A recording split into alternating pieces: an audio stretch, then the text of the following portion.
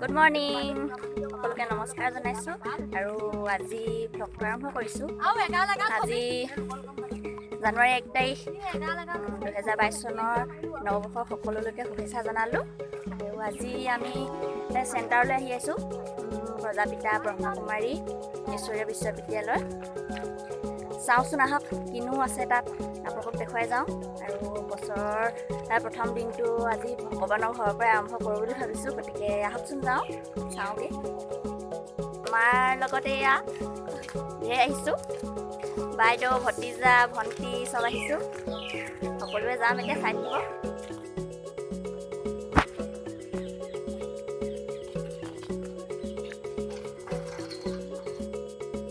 আহি পালোহি এতিয়া আমি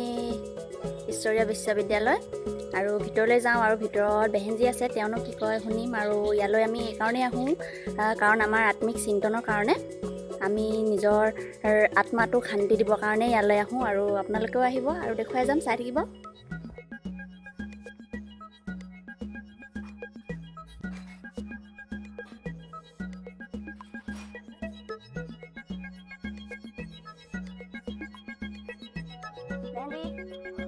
আছেনে? আমি সোমাই আহিছোঁ। নমস্কাৰ দেই। হয় আমাৰ ওচৰতে, বহুত নখাও নাই। ভাবিলোঁ আজি নিউ ইয়েৰ, আজি আনিছে আৰু আজি ইয়াৰ পৰা আৰম্ভ কৰি দিলোঁ। নাই নাই আৰু চিন্তনটো বাৰু সদায় থাকেই।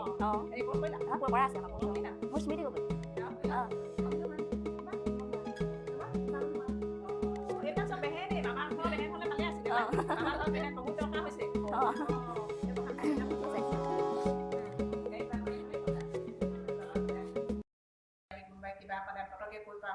পটকে ঠেহ লাগে, পটকে মুদক হয়,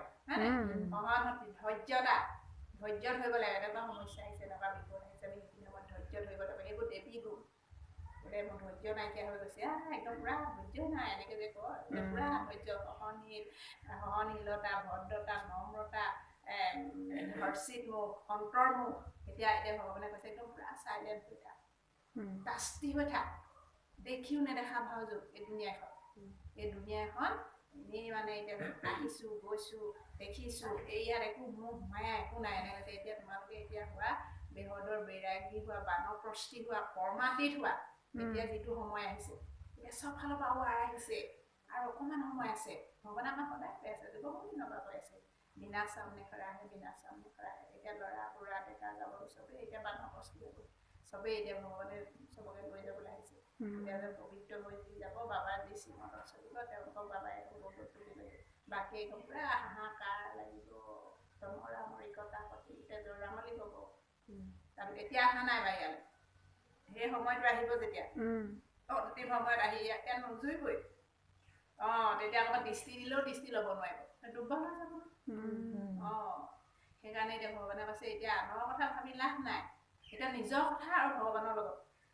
এতিয়া আকৌ ভগৱানৰ কথা ভাবা, খাওঁতে ধুওঁতে উঠোঁতে বহুতে চলতে ফিৰোঁতে, আৰু তুমি নিজৰ কথা চিন্তা কৰা কেনেকে এই সময়টোত যাতে ভগৱানৰ নাম লৈ আমি যাব পাৰোঁ। সেইফালে হৈ হাল্লা চলিব, ভগৱানে কৈছে, আৰু তোমালোকে মোৰ বাচ্চাবিলাকে তোমালোকে এতিয়া যোগত বহি দিবা, আৰু সেইফালে ভাইৰেশ্যন দিবা, শান্তি পবিত্ৰতা ভাইৰেশ্যন দিবা, চাইলেঞ্চৰ ভাইৰেশ্যন দিবা। তেতিয়াতো তেওঁলোকে শক্তি পাব। এতিয়া আমি যুগৰ বলহে পৰিৱৰ্তন কৰিছোঁ, আমাৰ কোনো হাথিয়াৰ নাই নহয়। বিশ্ব পৰিৱৰ্তন হ'ব এতিয়া, শান্তি পবিত্ৰতা এখন দুনিয়াই স্থাপন হৈ আছে। চবেই যদি এক হৈ যায়, তেতিয়া আৰু বেছি সোনকালে পৰিৱৰ্তন হ'ব। এতিয়াতো চবেই গেলেকীতে, এতিয়া গেলেকী অঞ্চলৰ কিমান আত্মা আছে, কেইজন আহে, পুতুকে কৰিমে বুলি কৈ, কোটিৰ ভিতৰত কেইজনমানৰ ভিতৰতো সেই দুজনমানহে ৰাতিপুৱা আহিব। সেইকাৰণে বাবাই কৈছে যে এই জ্ঞানটোত ভাললৈ বেছি নাযায় নহয়, বেয়ালৈহে বেছি যায়। বেয়া যোনজন হ'ব তাত বেছি সম্ভৱ হয়, ভালটো বেছি নহয়। সিহঁতে কৈছে বহুত জটিল আছে, ভাল এটা জন্ম পাবলৈ, ভাল জন্ম এটা ফাৰ্ষ্ট ক্লাছ এটা শৰীৰ পাবলৈ হ'লে অলপ মানে কষ্ট আছে। মাচিতা ঘৰ নহয় বুলি কৈছে বাবাই। মাচিতা ঘৰ নহয়, দেৱী দেৱতা আহে। এতিয়া যিবোৰ সময় আহিছে বহুত মূল্যৱান সময়, এক ছেকেণ্ড চান্সটো বাবাই কৈছে प्रश्न में से जो ज्ञानवान बच्चे हैं उनकी निशानी क्या होगी विज्ञानी संतान निशानी की बाबा ज्ञानी बाबा संतान ज्ञानी संतान निशानी की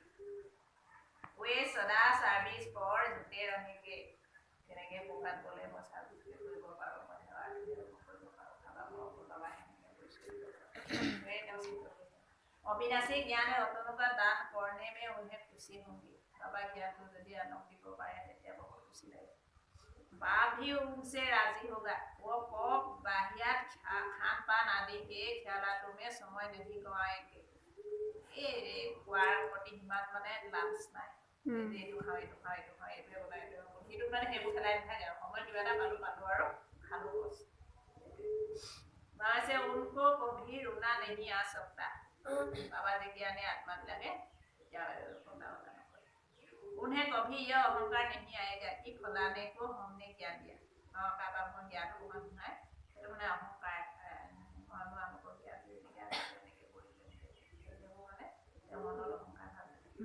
हमेशा कहेंगे बाबा ने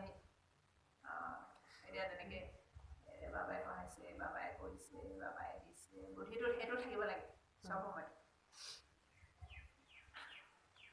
गीत गाइसे दुखिया पर रहम करो ओम शांति यह तो बच्चे अभी जानते हैं कि बाबा ने रहम किया था अब फिर कर रहे हैं रहम करने वाला कौन बाबा रहम दी बाबा फिर बेरहमी कौन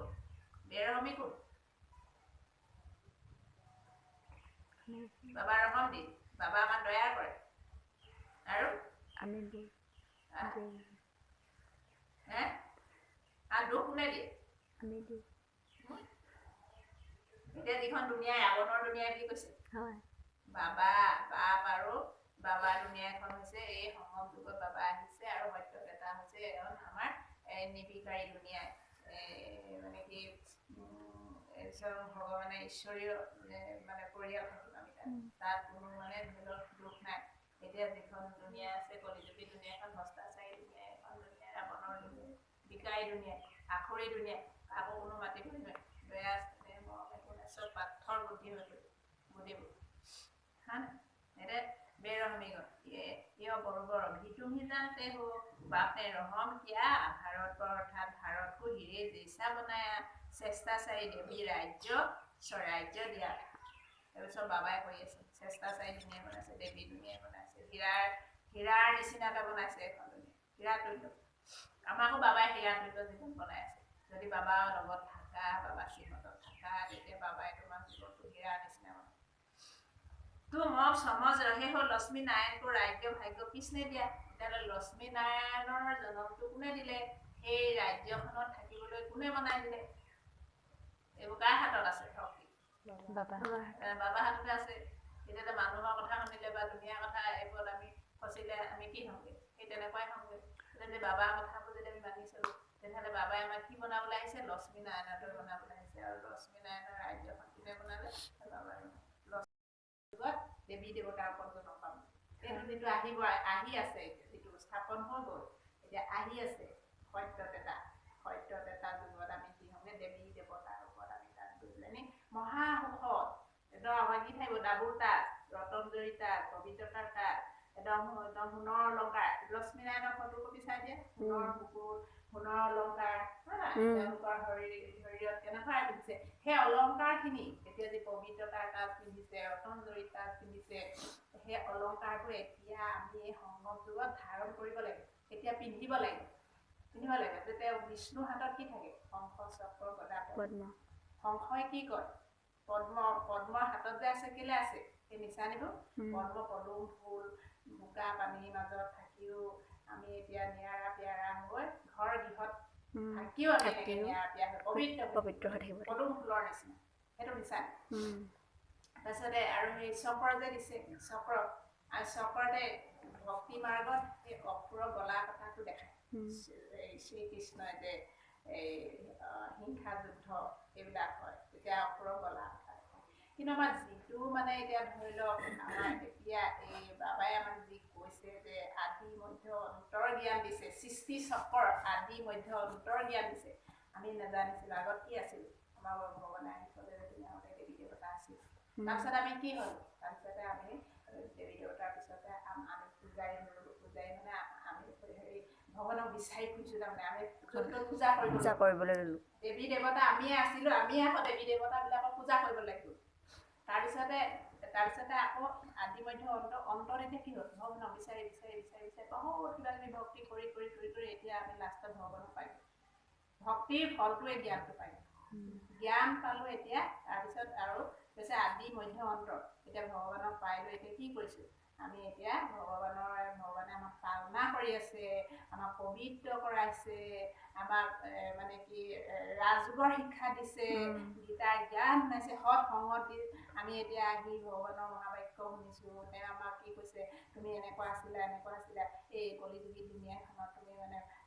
বহুত পাপ কৰ্ম কৰিছিলা এতিয়া তুমি মোৰ লগত আত্মা পৰমাত্মাৰ লগত মিলন ঘটোৱা আৰু এতিয়া তোমাৰ গাত থকা বিকৰ্মবোৰ বিনাশ হোৱা অন্য উপায় নাই একমাত্ৰ যোগৰ বলে ভস্ম কৰিব লাগিব সেইখিনি কথা আমাৰ সদায় বাবাই কৈ আছে নাই এতিয়া আমি যোগ কৰি আছোঁ আমি আত্মা পবিত্ৰ হৈ আছোঁ আৰু তুমি যিমান পবিত্ৰ হ'বা সিমানেই মই যিখন নতুন দুনীয়া স্থাপন কৰি আছোঁ আৰু তোমালোকে মোৰ সন্তানবিলাকে এতিয়া লগত সহযোগ কৰিছা সেই দুনীয়াখনলৈ মই তোমালোকক তাত ধুমধামেৰে চচু ঘৰলৈ বিয়া দিম বুলি কৈছে এতিয়া তোমালোকে বনবাসত আছা বহুত ধনী আছিলা বহুত সুখত আছিলা তোমালোকৰ বহুত সম্পত্তি আছিলে অৰ্থাৎ চব এতিয়া হেৰাই গ'ল কঁকাল হৈ গ'লা এতিয়া তোমালোক বনবাসত আছা বেহেনজিৰ লগত চিনাকি কৰাই দিছোঁ এতিয়া বেহেনজি ওম শান্তি অলপ দেখিলে আপোনালোকে ইয়াতে আমি বহি এনেধৰণে যোগ কৰোঁ মানে ধ্যান কৰোঁ আচলতে আমাৰ মানসিক শান্তিৰ কাৰণে আমি ধ্যান কৰিব লাগে আৰু যিহেতু আমি শৰীৰৰ কাৰণে আমি বিভিন্ন ধৰণৰ খাদ্য গ্ৰহণ কৰোঁ শৰীৰটো সুস্থ কৰি ৰাখিবলৈ গতিকে আমি মানসিকভাৱে সুস্থ হৈ থাকিব লাগিব আৰু মগজুটো সুস্থ কৰি ৰাখিবলৈ মগজুটো বৃদ্ধি কৰিবলৈ বুদ্ধি বৃদ্ধি কৰিবলৈ আমি মগজুৰ কচৰৎ কৰিব লাগে গতিকে ধ্যানৰ বিষয়ে হয়তো সকলোৱে জানে গতিকে আমি ইয়াত ধ্যান কৰোঁ ভগৱানৰ ওপৰত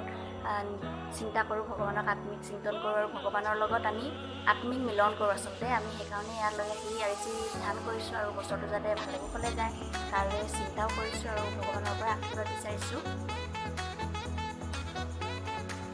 আপোনালোকেও নিশ্চয় এই বিশ্ববিদ্যালয়ৰ নাম শুনিছে আৰু আহিব আপোনালোকেও ভগৱানৰ চিন্তন কৰিব আত্মিক চিন্তন কৰিব ভগৱানৰ লগত আত্মিক মিলন কৰিব